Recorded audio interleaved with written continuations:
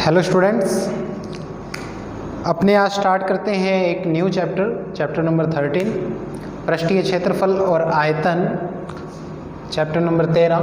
तो इसमें आज अपने स्टार्ट करते हैं एक्सरसाइज 13.1 प्रश्नावली 13.1।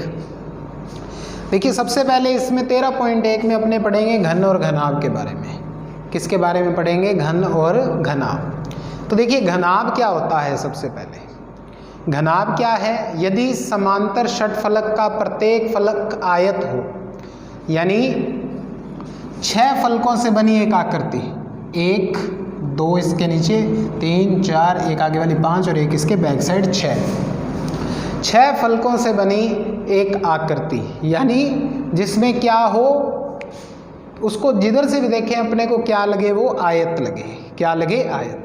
यानी उसमें 6 आयतों से बनी हुई आकृति भी अपने इनको कह सकते हैं। ठीक है, तो उसे घनाभ कहते हैं। क्या कहते हैं? घनाभ। घनाभ को आयत फल की ठोस भी कहते हैं। अब जैसे ईंट है, आपने ईंट देखी होगी, उदाहरण मैंने लिख रखे हैं। जैसे आपने ईंट देखी हुई है, ईंट को अपने जिधर से भी देखते हैं वो कैसी लगती है? एक आयत की आकृति की लगती है। तो वह क्या है? एक घनाभ है, क्योंकि उसके कितने पृष्ठ होते हैं? 6 पृष्ठ होते हैं। आप गिन सकते हो, 1 2 3 4 5 6। ठीक है। संदूक है, कमरा है। ठीक है, कमरा भी एक प्रकार से अपने कैसा मानते हैं? घनाभाकार ही मानते हैं। 6 फलक होते हैं, 4 दीवारें, एक फर्श और एक छत। यानी फलक तो कितने होते हैं? 6 होते हैं घनाभ में। कितने फलक होते हैं? 6। अब शीर्ष 8 होते हैं। शीर्ष जहाँ से भुजाएं निकलना शुरू होती हैं, 1 2 3 4 5 6 7 8, ये 8 शीर्ष होते हैं इसमें। ठीक है। उसके बाद देखिए, कोरें 12 होती हैं, यानी भुजाएं कितनी होती हैं? 12। ठीक है। अब है घन। क्या है उसके बाद? घन। घन क्या है? देखिए, यदि घनाभ का प्रत्येक फलक वर्गाकार हो, यदि घनाभ का प्रत्येक फलक क्या हो? वर्गाकार हो, तो उसे घन कहते हैं। यानी लंबाई चौड़ाई ऊंचाई बराबर हो जाए। एक बार अपने घनाभ में वापस चलते हैं। देखिए, ये इसकी लंबाई होती है, ये इसकी चौड़ाई है, और ये इसकी क्या होती है? ऊंचाई। ठीक है। अब अपने घन को देखते हैं। यानी प्रत्येक फलक कैसा हो जाए? वर्गाकार हो जाए। यानी ऊपर नीचे सभी जगह से देखें तो एक ऐसा प्रतीत हो अपने को, वर्गाकार प्राप्त हो। यानी वर्ग क्या होता है? फलक भी उतने होंगे, शीर्ष भी उतने होंगे, कोरें भी उतनी होंगी, लेकिन जो भुजाओं की जो लंबाई चौड़ाई ऊंचाई है वो क्या हो जाएगी? बराबर हो जाएगी। ठीक है। अगर अपने लंबाई की बात करें, वो भी ए हो जाएगी, चौड़ाई भी ए और ऊंचाई भी ए। ए का मीन क्या है? तीनों बराबर हो जाएंगी। अगर घन है तो उसमें लंबाई चौड़ाई ऊंचाई क्या होगी? बराबर होगी। ओके स्टूडेंट्स, तो ये अपने घनाभ और घन के बारे में पढ़ा। अब अपने घनाभ के कुछ सूत्रों के बारे में पढ़ते हैं। घनाभ के सूत्रों के बारे में अपने पढ़ते हैं। सबसे पहले देखिए,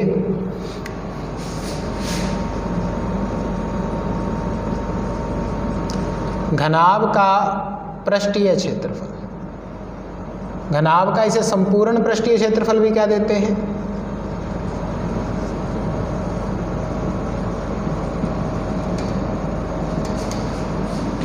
2 × LB, यानी लंबाई चौड़ाई। अपने लिख लेंगे, यदि घनाभ की लंबाई को L से, चौड़ाई को B और ऊंचाई H लें, H हो तो घनाभ का संपूर्ण पृष्ठीय क्षेत्रफल क्या होता है? 2 गुना में LB + BH + HL। इसका मतलब क्या है? 2 गुना में लंबाई गुणा चौड़ाई प्लस चौड़ाई गुणा ऊंचाई प्लस ऊंचाई गुणा लंबाई। अब उसके बाद देखिए,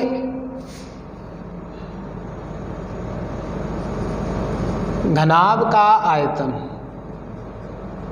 घनाभ का आयतन क्या होता है? लंबाई गुणा चौड़ाई गुणा ऊंचाई, LBH। लंबाई गुणा चौड़ाई गुणा ऊंचाई। फिर घनाभ की चारों दीवारों का क्षेत्रफल। चारों दीवारों का क्षेत्रफल। तो इसका सूत्र होता है 2 into L plus B into H, 2 into L plus B into H. उसके बाद घनाभ के विकर्ण की लंबाई। अगर आपसे पूछे घनाभ की सबसे बड़ी भुजा की लंबाई निकालो, या उसमें अपने कह सकते हैं कितने से लंबी छड़ रखी जा सकती है, तो अपने क्या निकालेंगे, उसकी विकर्ण की लंबाई। घनाभ के विकर्ण की लंबाई क्या होती है, ये under root L square plus B square plus H square. देखिए ये सूत्र अपने को याद रखने पड़ेंगे, बड़े अच्छे से आप लोग इन चीज़ों को याद रखें, ठीक है। उसके बाद अपने घन की बात करते हैं। तो यदि घन की भुजा ए हो,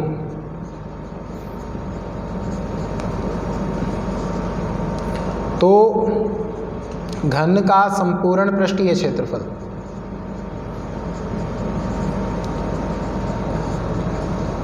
बराबर में 6a स्क्वायर क्या होता है, 6a स्क्वायर। फिर घन का आयतन, किसकी बात करते हैं, घन का आयतन भुजा की क्यूब, यानी 3 बार गुणा में है कौन, ए, भुजा 3 बार गुणा में ए की क्यूब। फिर घन की चारों दीवारों का क्षेत्रफल,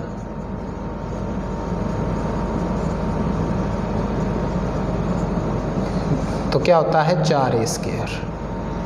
फिर घन के विकर्ण की लंबाई, ये घनाभ की चारों दीवारें कह लो या घनाभाकार कमरे की चारों की दीवारों, यानी अपने इसको कमरे की चारों दीवारों का क्षेत्रफल भी कह सकते हैं, और इसको भी घनाकार कमरे के ये जो है चारों दीवारों का क्षेत्रफल कह सकते हैं। घन के विकर्ण की लंबाई भुजा √3 क्या होता है, 1√3 भुजा √3। तो ये सूत्र हैं घन और घनाभ के, तो आप इन्हें अच्छे से लर्न करेंगे।